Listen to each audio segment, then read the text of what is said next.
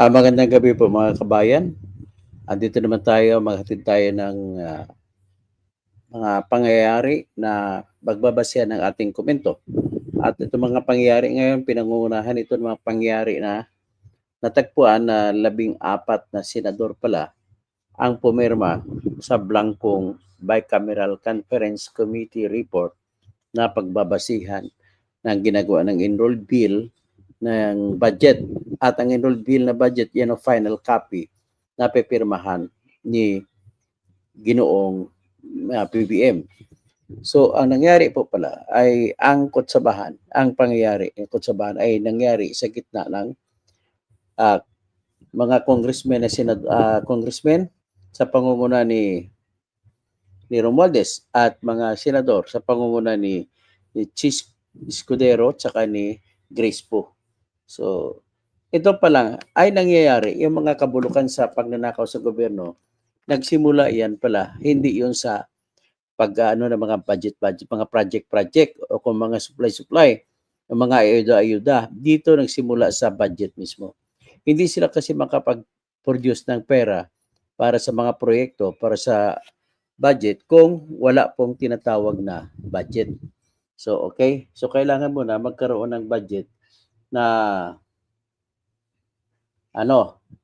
na budget na pag-aprobahan ng Kongreso at i-release yung pundo. Pag na-release yung pundo, yan pagbabasihan nila kung paano nila nanakawin ng pera.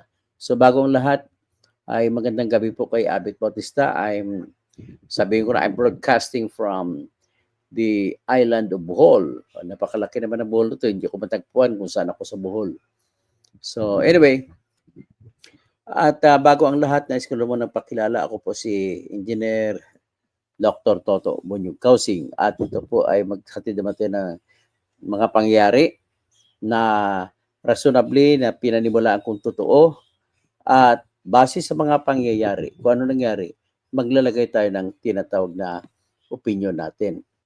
So bagong lahat, medyo ayusin ko muna itong kuwan ko ha. Parang may ano ako. So anyway, 1, 2, 3. Ano ba nangyari ito?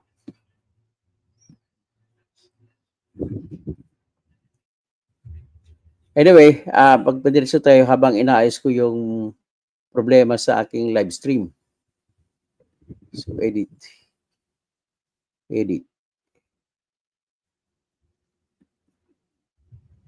So dito,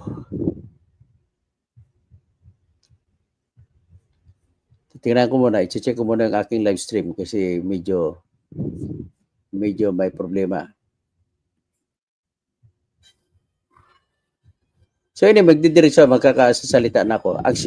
Ang ating maasahan sa ganitong sitwasyon ay makikita ninyo sa aking diskusyon na nangyari pala ang blanco sa sinadya ng pagpipirma sa Bicameral Conference Committee na nandoon kung makikita sa sa Manila Hotel nung nag-uusap silang lahat doon.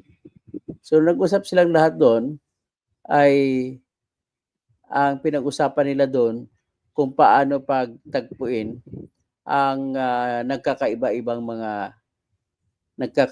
mga bersyon. Halimbawa, sa bersyon ng House of Representatives, ang kanilang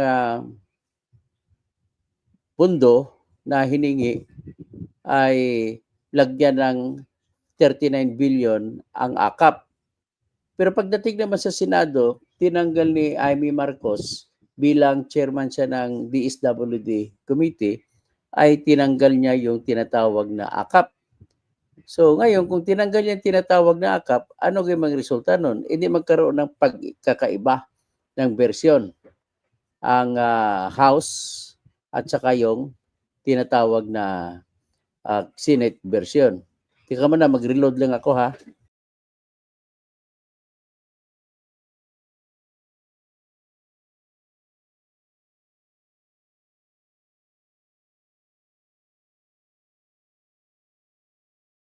Inayos ko muna ang aking streaming, nagre-load lang ako. Nawala ako sa inyong paningin, pero ito na po, ayos na po tayo. So, ulitin ko, ang discuss natin sa ngayon ay ganito. Ipipresenta ko po yung balita na 14 pala na senador ang pumirma kahit na blanco ang Bicameral Conference Committee report. Ano po yung Bicameral Conference Committee report? Na kailangan kompleto yun, walang blanco na halaga. Halimbawa, budget sa AKAP, lalagay kung magkano. Budget sa NIA, ang apektado doon nakita ko yung National Irrigation Administration. Sa blanco, budget yung blanco doon. Saka sa PCA, Philippine Coconut Authority, blanco rin ang budget. Pero yung mga blanco budget, nakita natin na may pirmado ng mga senador at sa mga congressmen. At pagkatapos mapirmahan, ang sabi ni Batikan na senador na si Panfilo Lacson, pagkatapos namin pirmahan yan, ay ipapadala yan sa House of Representatives. At ang House of Representatives na mismo ang mag-iimprinta. So, ibig sabihin, kung blanco ang nanggaling sa Senate, pinadala sa House of Representatives, at sigurado din ako na blanco din ang kopya na inaprubahan ng mga congressman sapagkat lumabas na po si Congressman Ungab, ang kanyang kopya may mga blanco. Ang halaga, may kagayasan particular ang NIA, National Irrigation Administration, tsaka Philippine Coconut Authority. Hello, bumalik na tayo. Sandali. Pasensya nyo, ganito talaga Pilipinas. Pag lumayo ka sa Maynila, mahina ng internet signal. Pero anyway, nasa Bohol pa rin ako hanggang ngayon. At ang pinag-usapan natin kanina, may sindikato pala sa tinatawag na budgeting. Kasi ang proseso ng budgeting po kasi mag-umpisa po sa magkanong gusto ng Pangulo ng Bansa na gagastahin. At ibibigay yan sa Department of Budget and Management. At ang Department of Budget and Management ang maglalagay kung anong mga items ang pagkagagastusan na pwedeng tustusan ng kikitain sa susunod na taon. Kumbaga, ini-estimate lamang ng ating pamahalaan ang kikitain sa susunod na panahon. So, in-estimate nitong nakaraang para sa 2025 na kikitain ay pati kasama ng uutangin ay umabot ng 6.13 at 6.3 trillion. Okay. Ngayon, pagkatapos diyan ibibigay ngayon sa House of Representatives. Ang House of Representatives naman ay hindi nila susundin kung ano ang nilagay ng Department of Budget and Management. Pwede nila maniobrahin. Kaya nga, ang ginawa nila wala sa panukala ng Department of Budget and Management ang AKAP. So nilagay ng Kongreso o House of Representatives ang AKAP na 39 billion pesos. At ginawa nila na 41 billion pesos ang AX. At marami pa silang ibang ginalaw. Pagtapos yan, ipapasa ng House of Representatives pagkatapos ng 3 basa, mapagbutuhan, maaprubahan, ipasa sa Senado. Senado naman ay balangkasin na naman nila ulit kung ano ang gagawin nila. Kaya pagdating sa Senado po, ay tinanggal ni Amy Marcos ang AKAP. So pinalakpakan ko pa nga siya dahil tinanggal niya. Pinalakpakan din siya ni Attorney Randolph Rani Libayan. So all the while, humanga rin kami kay Amy Marcos. Pagkatapos, naaprubahan inyong version nila ni Amy Marcos na wala yung AKAP. Pagdating naman ngayon, siyempre magkaiba, kontra-kontra ang budget na gusto ng House of Representatives at saka yung budget na gusto ng Senate. So, para mapagtugma, kailangan magpatugma yan bago pirmahan ng presidente. So, magkaroon ng tinatawag na pagkikitang muli o pagmi-meeting ng representante galing sa House of Representatives at representante galing sa Senate of the Philippines. So, magmi-meeting sila, pero ang meeting nila, supposedly dapat sila mismo isa-isa ay titingin sa bawat isa. At kalimbawa, itong AKAP sa version ng Senate ay wala, zero. Sa version ng House ay 39 billion. So, paano ngayon magkuhan yan? Pinagtagbo nila yan at nag-usap si Grace po at saka si Chis Escudero, kung mga traidor ng bayan ng mga senador, kay nakipagsundo sila kay sa traidor din ng bayan na si Romualdez at saka Elizalde. Sige, sabi niya, tulungan nyo kami, budgetan na lang natin yung AKAP kasi sa totoong kwento lang, tayo magbenepisyo dito. Sa kampanya na ngayon, kailangan natin ng pondo sa pangampanya. Ganon ang kaisipan ng lahat ng politiko. So dahil ganon, pumayag na rin ito si Chis Escudero at si Grace po na 5 billion sa AKAP ay ibibigay sa mga senador. Ang 21 billion ay ibibigay sa mga congressmen. So paano sabihin na walang lump sum na pondo, general na para inyong lustayin, ang general fund wala pong tukoy kung para saan gagastusin. Hindi pa nila natukoy kung sinong tao na pagbibigyan ng pera. Ganun lang ho sila kasimple. So, abuso ang nangyari. Pwede nilang piliin kahit sino. At ang nangyari, pumapasok pang elemento ng korupsyon, ang ginagawa nila dyan sa AKAP ay kunwari papirmahin sa mga taong nakatanggap pero ang katotohanan buhay ay hindi natanggap. So kung hindi natanggap, pasensyahan tayo. Ganun lang mangyari po. So kayo naman, binoto nyo sila, edi lahat-lahat po tayo damay. So anyway, pagkatapos niyan, kung nakita sila sa Bicameral Conference Committee para siguin o pagtama-tamain yung o pagtugmain yung mga bagay na hindi magkaiba, ay ang ginawa nila, gumawa sila ng Bicameral Conference Committee report kuno na iyon ang pinagkasunduan ng mga congressmen at sa mga senador. So ngayon sa pinagkasunduan, walang kamalay-malay ang halos lahat. Ang nakakaalam lamang yung may sindikato na gumawa niyan. At sigurado ako kasama sa sindikato diyan si Martin Romualdez. Kasama rin sa sindikato diyan si Elizalde na siyang hepe o chief of committee ng Committee on Appropriations na siya nagdetermina kung ano ba talaga dapat ang budget na papuntahan. Kasama rin sa kabilang kakampi nila sa sindikato ay si Chis Escudero na gusto rin kumita ng pera. Kasama rin dyan si Grace po na gusto rin kumita ng pera kasi lalabas na siya, hindi na siya maging senador. So, ang nangyari dyan, ang ginawa nila, para meron silang leeway, anong ibig sabihin leeway? Para malawak ang pagkukunan nila ng pondo, sinadya yung blanco, kung ako tingin ko sinadya yung blanco. Anong binlangko? Mga kagaya sa NIA. Pag tinignan mo NIA dyan, maliit lang ang budget na binigay ni Department of Budget and Management. Pagdating sa House, ginawa nila na 76 billion. Pero ang sinadjust ng National Expenditure Program ng Department of Budget and Management ay 26 billion lamang. So bakit mapinatas ng 76 billion? Ibig sabihin, 50 billion dinagdag ninyo. Bakit gusto nyo ba yung project na yan, ang NIA, National Irrigation Administration? Kasi panay construction kasi ng irigasyon, ang mga iyan, kaya gusto nila yung ganong proyekto, kikita naman sila. Tapos, binlang ko din ang Philippine Coconut Authority. Isa lang yan sa napakaraming blanco na nilagay nila.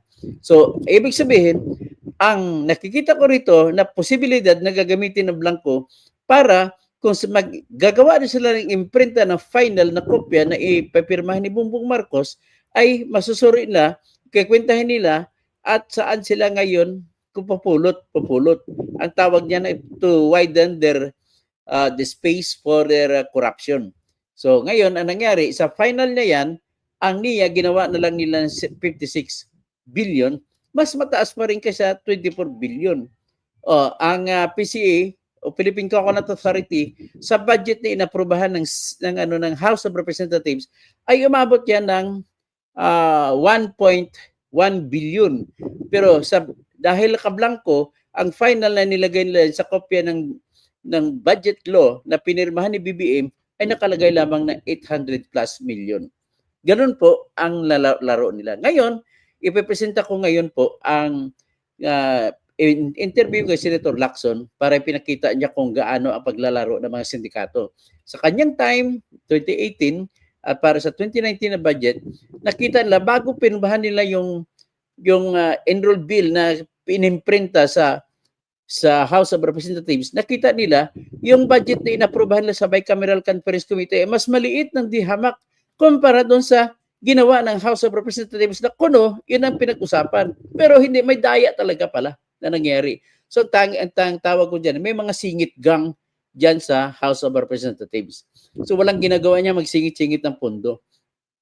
Kagaya rin yan sa nangyari kay Manny Villar noon na para matapos yung kalsada na C5 at Taga, yung Daang Hari, ay dobling pondo ang siningit. Una, siningit niya na wala man lang sa hiningi ng DPWH ang pondo para sa C5 sa Daang Hari, nagsingit siya ng 4 billion. Ang pangalan, C5.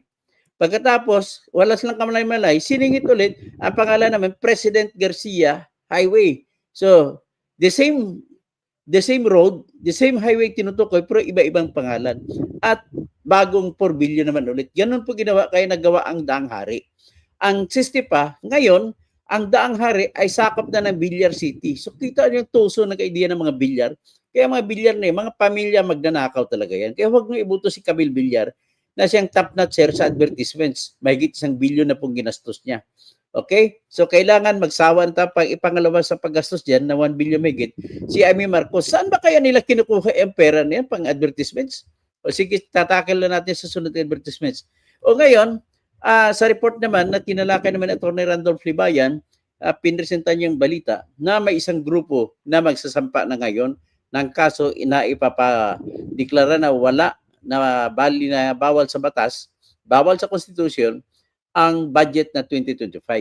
At pasalamat naman ako, kasi ako may balak din ako magsampa. Ang problema ko lang, saan ako kuha ng panggastos, pambayad. O ngayon, kung meron ng ibang nag-volunteer dyan, alamin ko lang sino at ipapasa ko na lang yung aking gustong ipasok na baka sakali na maisama nila sa aking reklamo. So pakinggan nyo muna ngayon ang interview kay Panfilo Lacson.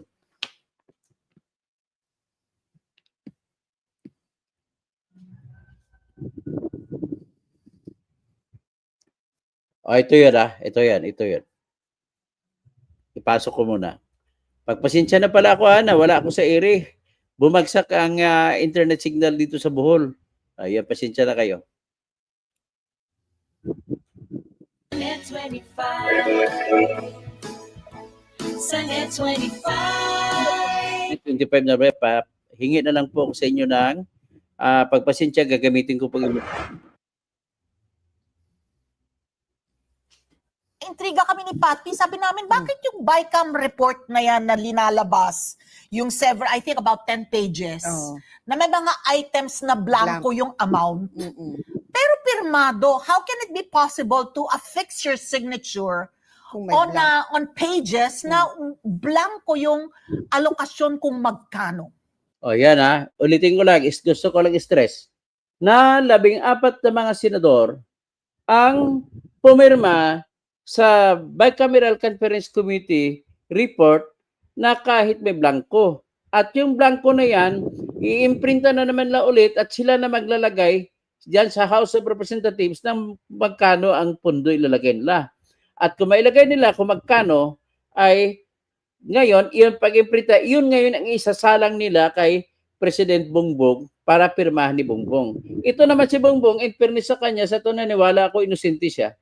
Pinirmahan niya na hindi niya alam na gawa ang produkto ng mga sindikato ang pinipirmahan niya.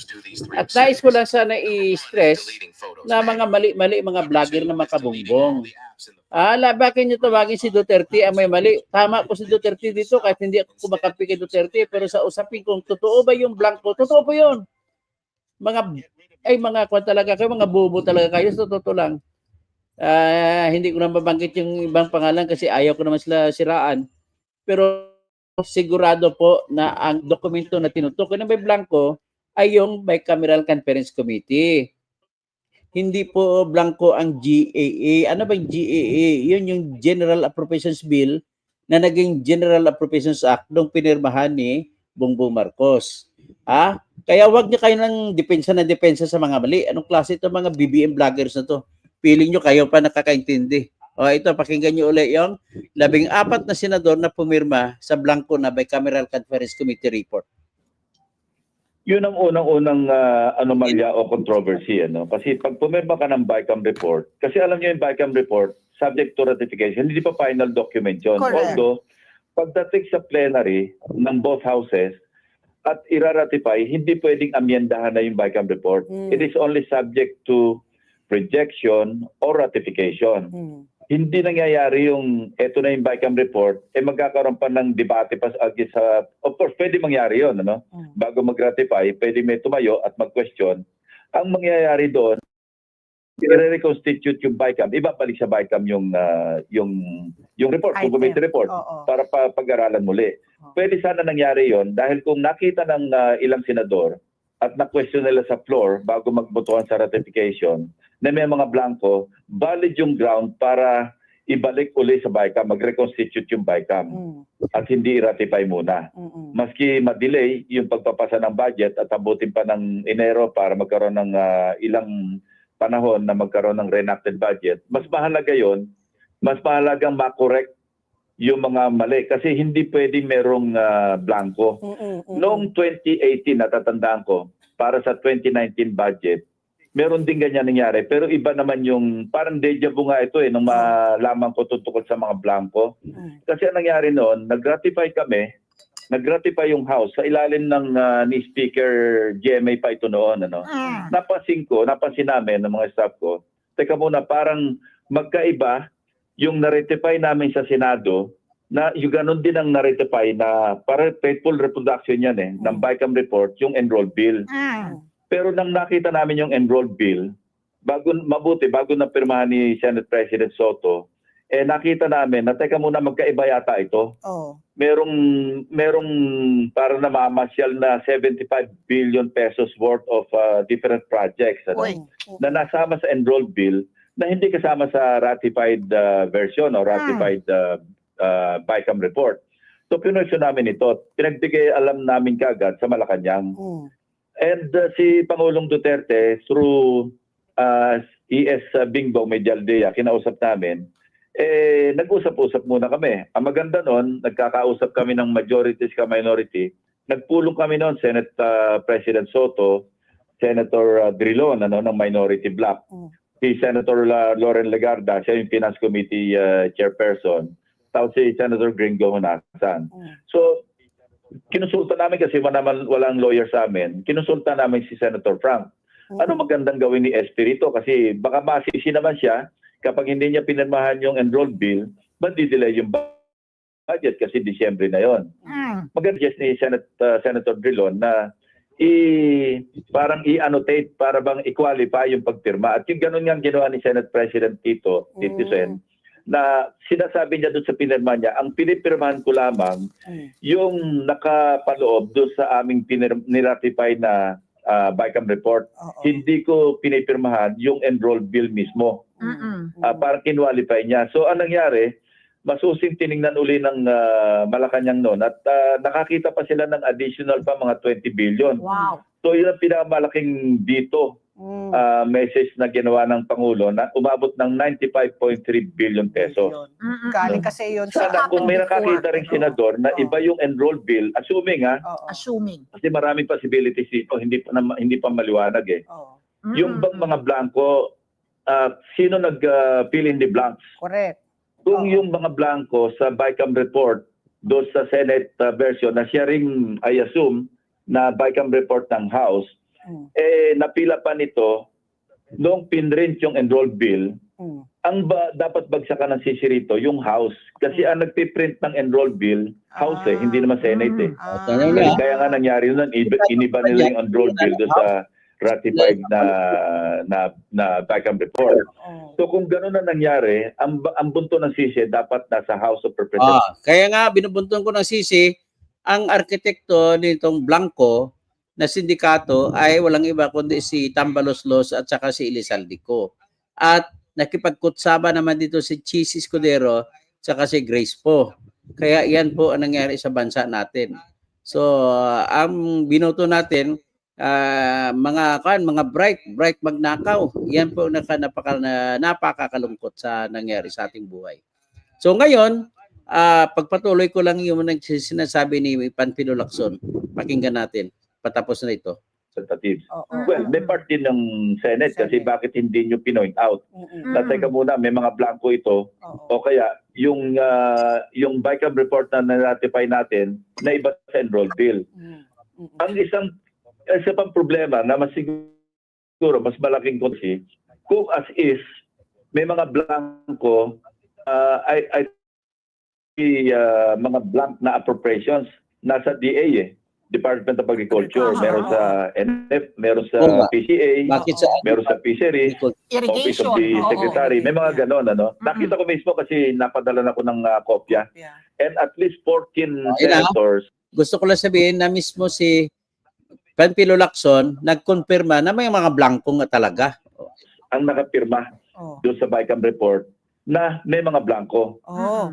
So, doon pa lang sa ginawa ng Senate, medyo may problema na kasi blanco. Yeah, Mm-mm. yeah. Kung ang balikan ko yung kung ang pag-fill ng mga blanco ay nangyari sa pag-enroll ng doon sa enroll bill, ang kasalanan nasa House. Mm. Pero kung naipasa yung enroll bill na i-transmit sa Malacanang Mm. na may mga blanco pa rin, sino na nag-fill up ng mga blanks? Mm. Di Oo. malamang yung DBM.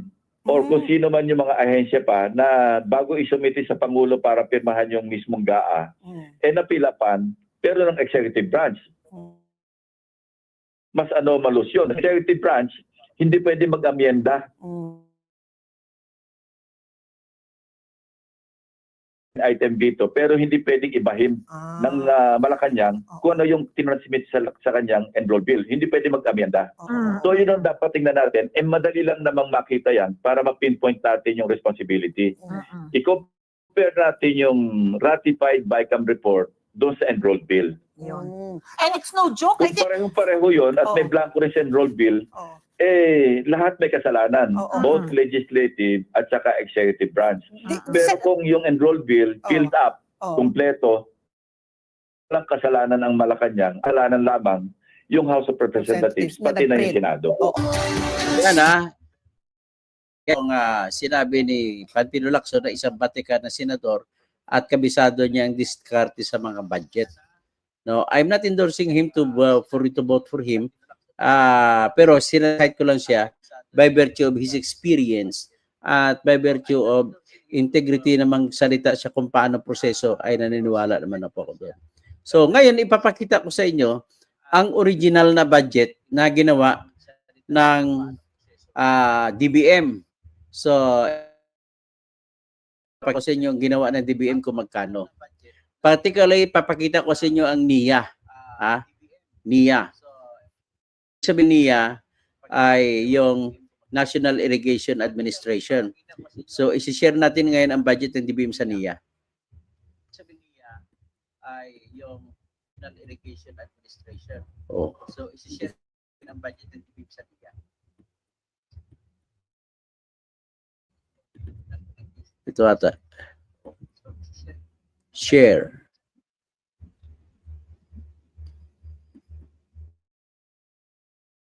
Nakita niyo sa screen ko, yan po ang budget na ginawa ng Department of Budget and Management. Ayon sa sugo ni BBM. So ito, nakita nyo, sa taas CHED, tapos DAR, tapos nakita nyo DTI, sunod NDA, nakita nyo sunod ang NIA. Ang NIA, magkano 4 billion, 170 million. Okay? Ang PCA naman dito is 889 million lamang. Tandaan nyo yan. Yan Ngayon, tingnan naman natin ang nangyari sa pinopropose ng Kongreso sa Bicameral Committee na blanco. Tingnan natin. Tingnan natin sa pinopropose ng Kongreso sa Bicameral Committee. Ito na po yung blanco. Tingnan natin.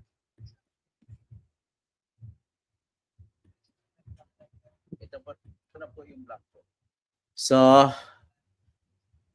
nakita nyo ba ang blanco? Ayan nyo. So, ngayon, kung makita nyo ang blanco, makita nyo dyan. Makita nyo ba ang blanco? Ayan nyo. Ayan. Nakita nyo dyan, ang budget ng NIA ay ginawang 74 billion. 570 mula sa 24 na ginusto ni Bongbong Marcos. Unreplaced with blank. Blank ang nakalagay. Pero, isa ang klaro, dinagdagan nila ng 48 billion pesos ang NIA. Bakit kaya?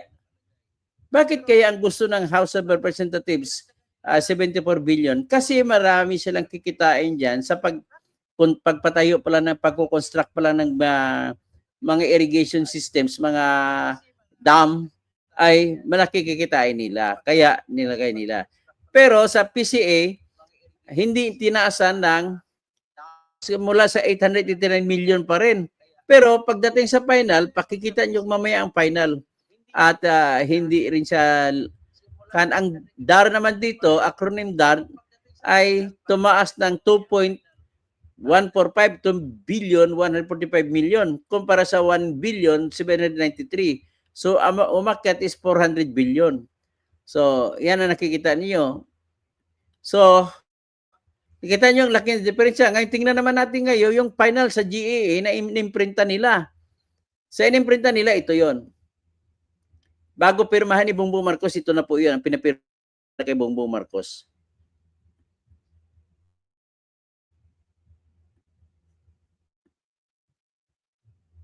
Ayan.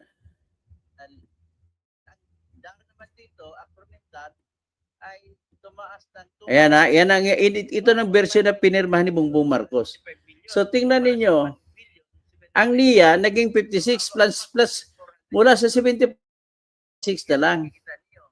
So ito po 'yon. So ang PCA 889 pa rin. Ang DAR ginawa pa na 2 billion 145 million. So ganun po, ano ang makikita ninyo na rason kung bakit ganun ginagawa nila? Ang isa lang rason, nanakaw pa rin. So ginagawa nila, sinadya nila na blanco para magkaroon ng laruan kung saan pupulot ng pera ang yayari. Kung sino man yari, tinutukoy ko nangyari dito is sa House of Representatives, mga tao ni Elisdico at saka ni Tambaluslos ni. So yan po ang nakikita natin na matinding sindikato na Singit Gang diyan sa House of Representatives. So ito, pasalamat lamang tayo at mayroon na grupo na magsampa ng reklamo doon sa House of Representatives. Ngayon kung titingnan ninyo, aking summarize lang kung ano mga depekto nito. Maliban diyan sa maliban sa singit-singit na blanco. Yung blanco pa lang mismo, ano magiging epekto legal niyan? Kung mapatunayan na blanco yan, bago inilabas, bago inimprinta, bago pirmahan ni Bongbong Marcos, isa lang pong ibig sabihin yan. May pagkakamali, ang pagkakamali ay nalagay sa either sa grupo ng mga senadores o di kaya at saka kasama diyan ang mga congressmen. Yan po ang ibig sabihin yan. So sino-sino po sa mga congressmen at saka senador. Ngayon, ayon kay Pamphilo Lacson ng senador, ang nag-imprinta niyan ang mga kongreso, yung House of Representatives. Kung ganon, yung grupo nila ni Tambaluslos, ang nagyumari niya nang naglagay ng figures kung magkano. Ganon lang po ang ibig sabihin niyan. So, kung ganon ang ibig sabihin niyan, ang kasalanan na may tuturo mo doon sa House of Representatives. Pero nagiging complicit na rin, naging kasama na rin sa sindikato si Bongbong kasi bakit niya nilagdaan? Klaro-klaro naman na mahirap paniwalaan.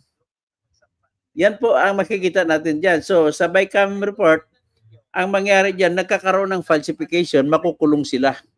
Ikukulong sila sa kulong na presyon mayor. So mga mula 6 years hanggang 12 years.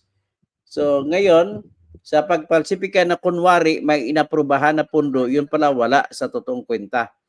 Ngayon, ang isang problema nila ngayon, magiging null and void yung 2025 budget kasi ang nangyari po ay nilabag dito ang Section 14, Article 14, Section 5 ng ating konstitusyon na nagsasabi na kailangan mas mataas ang budget para sa edukasyon, sa sektor ng edukasyon, pinakamataas. Ang problema kasi sa budget nito, mas tumaas pa ang budget ng DPWH, Public Works and Highways, na tumaas dahil sa nagdagdag sila ng 288 billion na flood control projects. at napakaraming multi-purpose building at saka mga water resources management na mga proyekto. So, iyan ang isa sa pangyayari diyan. Next is yung pagsisingit ng mga pondo ay hindi nakasama sa National Expenditures Program ng Department of Budget and Management na siyang inaprubahan ni BBM. So, next ay hindi nila sinunod ang batas na Magna Carta for the Poor. Ang Magna Carta for the Poor na batas ay nag-uutos na dapat may pondo para sa 4Ps. Itinapisan nila ang 4Ps na 50 billion. So, ang ibig sabihin ay nilabag nila yung batas. Sila ni Martin Romualdez at saka sila ni Chis Escudero. Mga gang nila ni Elizalde Co ng Ako Bukol Party List at saka si Grace Po na siyang Finance Committee Chairman. Tapos, ang isa pang batas sa Magna Carta for the Poor ay mamimigay ng STUPAP o Student Scholarship sa mga scholars na nag-aaral sa mga private schools. Ito pa din ata yung Unifast, no? Tapos, sila po ay mga scholars ng Commission on Higher Education, si CHED. Tapos, tinanggal din dyan ang 1,000 a month na pension ng mga senior citizens. So, tinanggal kasi niya 1 billion. Ito, wala nang pundo ngayon. Kayo mga senior citizens, nga po kayo, kaya mag-ingat kayo sa carbohydrates para mahabang buhay ninyo, para makukuha nyo pa yung pundo ninyo sa next budget season. So, ang isa pa, tinanggal po yung pundo para sa National Housing Authority na dapat ay makatulong sa pagpagawa ng mga napakamurang pabahay para sa mga mahihirap. Next is, yung Socialized Housing Finance Corporation na pundo ay tinanggal din. So, hindi na makapagpautang itong Socialized Housing Finance Corporation ng pundo para gagamitin ng mga mahirap sa mga lungsod na bibili ng lupa ng mga pribado para paghati-hatian nila. Yan ang pakay niyang, ang tawag niyang Community Mortgage Program. At tinanggal na rin ang 1 billion pesos sa mga pabahay program ni BBM. Ibig sabihin, kwento lang yung panapabahay niya, 1 million houses a year. Wala tinanggal nga pa yung budget kasi mas nauna pa yung ayuda na pambibigay sa ayuda tsaka flood control projects. So, isa pa, tinanggal nila kahit batas niya na nag-utos na dapat merong pundo galing sa Syntax ang PhilHealth at ang Syntax na tinatawag ay mga buwis para sa mga nakakalason na mga bagay na binebenta, kagaya ng sigarilyo, kagaya ng alak, beer, gaya ng mga matatamis. So yan ay nakalagay dyan hanggang 80% ng buwis na makukuha dyan ay nakamando sa batas ng Republic Act 11223 na automatic ibibigay sa PhilHealth. Ang ginawa ng Kongreso, hindi nila binigay. Kahit piso, wala. Maliban sa, alam mo, nagnakaw pa sila ng di ka tinransfer, huwag ko lang gamitin salitang nakaw, nag-transfer pa sila ng 89.9 billion mula sa pondo ng PhilHealth at inilipat sa pondo ng General Fund para gamitin na sa pamimigay ng ayuda. At kumuha din sila ng 117 billion mula sa Philippine Deposit Insurance Company na para sana isasagot yun sa mga depositors ng mga bangko na nagsasara. Kasi ang PDIC, insurance ng mga bangko. Pag ikaw po nagdeposito at natumba yung bangko kung saan ka nagdeposito, ang sasagot po ng yung pera na naideposito ay yung PDIC. At ang PDIC naman, kumukuha niyan buwan-buwan ng premium na tinatawag mula sa lahat ng mga pribadong bangko. Nagbibigay sa kanila para sagutin ng PDIC ang tinatawag na pag may makulaps na bangko, sasagutin lahat ng depositor ay sila na magbibigay ng magsasauli ng kanilang deposito. Ngayon, paano pa makapagsauli ng deposito kung tinanggalan mo ng 117 billion? Grabe naman ito. Alam mo kung hindi pa sila umutang yan, at isa pa, nagbenta pa si Bongbong ng 25 tons na gold. Grabe. So, magkano kaya yun ang abutin? Mga 100 billion ba yun? Hindi ko masasabi, 25 million tons na natawag 25 million metric tons ang binenta. Dami pa nilang kinuhang pondo. So, ibig sabihin doon, kung hindi sila nagbenta ng ganun, ay madagdag sa uutang sila. Kung wala silang kukunin sa pilit, uutang sila. At lalaki sana yung utang.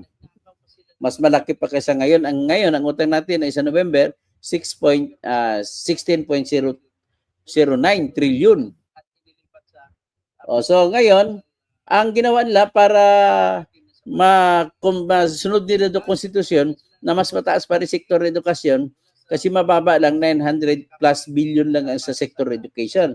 Ano ba yung sektor na edukasyon? Kasama ng Commission on Higher Education, kasama dyan ang state universities and colleges, kasama dyan yung TESDA, kasama dyan ang UP, University of the Philippines, kasama dyan Mindanao State University, kasama dyan na lahat ng mga eskwelahan ng mga pampubliko sa elementary school, saka public school, sa high school, at saka public high school lang lahat. So hindi kasama dyan mga pribado. So ngayon, para paikot nilang batas, sabi nila, hindi mas mataas pa rin sektor ng education. Bakit ang budget ng PMA, kinonsidera na ng budget sa education? Ang mga PMA naman, ang mga pumasok dyan, hindi na estudyante yun, sundalo na kasi pag makapasa ka sa PMA at makapasa ka sa mga physical examination, ikaw ay pasusumpain. Pag magsumpa ka, ikaw ay member ka na ng military. Kung pinili mong army, second lieutenant ka na automatic. Pagkatapos, sa PNPA naman, pag tinanggap ka dyan, pasumpain ka muna bago ka magpunta sa mga dedireksyon sa pag-aaral sa PNPA. At pag sumpa mo, inspector ka na agad ng rangko mo. O di kaya lieutenant, police lieutenant. Tsaka mga regional training centers para sa pagka-police, yung mga gumraduate sa criminology, doon sila nag-apply, doon sila nagtitraining. At ang iba pa, yung mga lateral nila, sinama din, pati sa mga military din na OCS, Officers Candidate School, ay sinama rin yan para sa education. So, ibig sabihin, napakabastos talaga, napakabalahura itong itong pundo ay yung gobyerno natin sa kasalukuyan na tinatawag ni Benji Magalong na with impunity, sobra grabe na. May tinatawag na 777, paghahatian ng pundo ng AKAP, AX, saka TUPAD o MAIP na 777.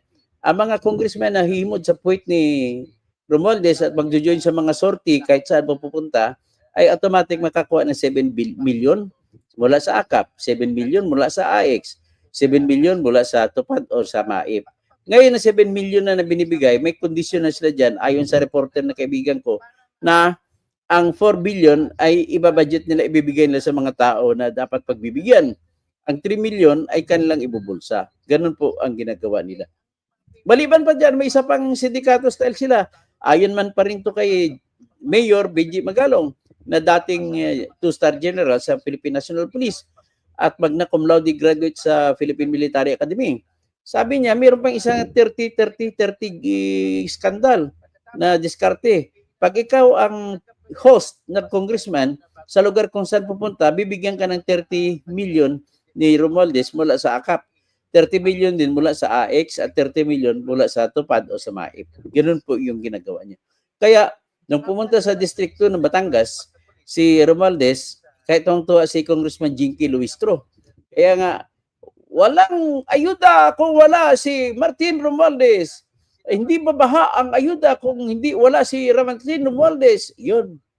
Yan po mga pruweba. Kahit magagaling mga congressmen pagdating sa mga tanungan, kasi siyempre abogada si Jinky, ang problema, pagdating sa pera, sira silang lahat. Yun lamang po ang aking masasabi dyan.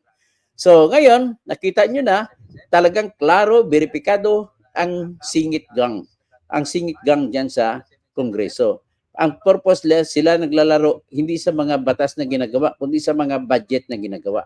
Okay? Hanggang dyan na muna. Maraming salamat po sa lahat at magandang gabi. At pasensya na at medyo mahina ang internet signal sa Bohol, kaya nagkawala-wala tayo. Pagpasensya nyo na po. Magandang gabi po at mag-shoutout na lang ako. So mukhang ubos na yata talaga ang pera ng gobyerno. Kung kaya pati yung sa PhilHealth, sa PDIC na actually trust funds na hindi dapat ginagalaw ay nagagalaw na. Yan ang katotohanan eh. So Cesar Balmaceda, good evening mga katoto. Francis A. Di naman ito yung Italiano Gold. Wala daw, mismo si BBM nagsasalita, wala daw yung Italiano Gold, hindi niya alam saan ang galing ang kwento na yun. Kita mo? Si Thar Villanes sa Olda, maraming pera ang gobyerno pinasasamantala nila na number one talaga na problema ng gobyerno ng Pilipinas ay ang korupsyon. Sa totoo lang kwento, tama ka. O, tapos kay your gain is a scam shame. Doc is asking support for his plan to file cases.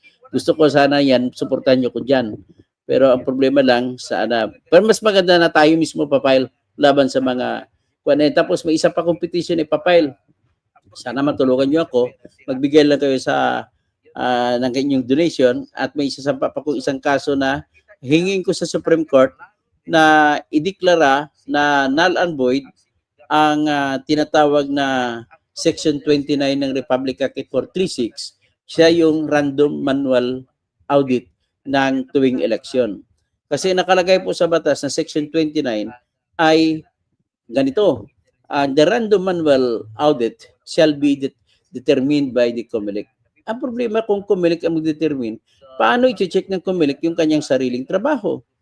Siyempre, depensa niya kung may pagnanakaw sila ng boto na mangyari. Depensa ng COMELEC. So, gagawa siya ng diskarte para yung random manual audit ay hindi magbubulgar ng mga kamalian. Kagaya na nakarang 2022 election, ang sistema nila, COMELEC ang namili at tinuro nila ang Philippine Statistics Authority na siyang gagawa ng computer kung paano piliin ng mga isang porsyento bawat congressional district. At bubuksan yan, bilangin mano-mano ang laman ng baluta at ikumpara ang laman ng baluta doon sa resulta sa Smartmatic. Pero ang ginawa nila ay dito sa Diamond Hotel sa Manila, ginawa yung pagbibilang. At kukunin pa sa bawat lalawigan, mga probinsya, Tawi-Tawi, as far as Batanes, kukunin, itatravel pa. So habang natatravel, binigyan mo sila ng opportunity para itapon ang laman na totoo at palitan ng laman na dapat para magtugma sa Smartmatic na resulta. Kagaya yung natampuan ninyo na basura ng mga parapernalya, mga lehitimo ng voting na makita doon sa Bacoor, Cavite. Kasi nandoon ang warehouse ng F2 Logistics. Yung F2 Logistics, yung kumpanya na nagtatransport ng lahat ng mga baluta. So, yan po ang aking pakadyan na ideklara ng Supreme Court itong Section 29 at palitan niya ng ganito. At utosan ng Supreme Court na dapat ang mamimili kung alin baluta ang bubuksan ay yung mga leader ng bawat political parties. At ang sistema na pagpili ay hindi computer, kundi maglalagay ng papel, Manila paper, doon sa dingding at tawagan ng kada leader, sige magbilog ka dyan sa dingding kung alin ang gusto mo na ipabuksan. At kung makapagbilog na lahat, sabay na pagbilog, sabay iti-text na at itawagan sa live stream ang mga teachers na nakaukupa, na tinuro, mga teachers na nagbabantay sa mga presinto na napili. At kaagad-agad, pagtapos doon, magkakandak sila doon mismo sa presinto, doon mismo magbibilang para wala nang oportunidad, wala nang pagkakataon ang mga mag-switch ng ballots habang binabiyahe ang mga baluta. Yan ang gusto ko ipanukala dyan. Kaya kung suportan nyo ko, pero kung may pera ako, kaya ko ng gastusan. Pero siyempre, adikain ko yun. Makahingi lang ako tulong sa inyo at nasa inyo na po ang lahat. Magandang maga po. Ngayon siguro mas maganda ilagay ko rito yung aking yung mga numbers ko. Yan po, kung dyan, saan mo ko mapadalhan sa GCash, sa Maya, sa Palawan Pay, sa PayPal, natutukaw.com, sa BDO Savings ko, o di kaya sa PNB Savings Bank. Ayan. Ay, salamat po Diyos. At natapos na tayo ngayon sa isang although kahit na binagsak ang internet natin, at least paano naka-perform pa rin tayo. Magandang gabi po sa lahat at sana po ay kawaan tayo ng Diyos. Kagaya po lang kanina, nais ko lang may kwento. Dito sa Bohol, kung saan ako sa Bohol, naglindol kanina. Ang lindol siguro hindi ako magkamali, anong oras ba yun? Basta mga tanghali siguro. So habang may kausap naman ako na taga Butuan, naglilindol din sa Butuan. So sabay-sabay ang lindol. So alam mo ang nangyari pala rito? Ang tubig dito sa parte ng Bohol na isla, kung saan ako, ay nawala bigla mga tubig. Lumayo, ang layo ng mga lupa. Nakita mo, layo ng tubig. Tapos sabay biglang balik ng tubig, naging tsunami. Nagbalik ang tubig, muntik na may mga mamatay dito. Buti na lamang nakabantay ang mga tao. At ang taas niya siguro mga 2 metro ang taas ng alon na rumaragasa pabalik. Ganun po ang nangyari kanina. Sinishare ko lang na yung lindol kanina, yan po ang nangyari at muntik na may mga mamamatay dito sa lugar, sa parte ng Bohol na kung saan ako. Yung parte ng Bohol kung saan ako, yun po yung nakaharap sa Southern Leyte. So maraming salamat po at magandang gabi sa lahat. At pagpalain kayo ni Senyor Santo Niño, ito yung patron saint dito, si Pete Senior. Okay? Magandang gabi po sa lahat.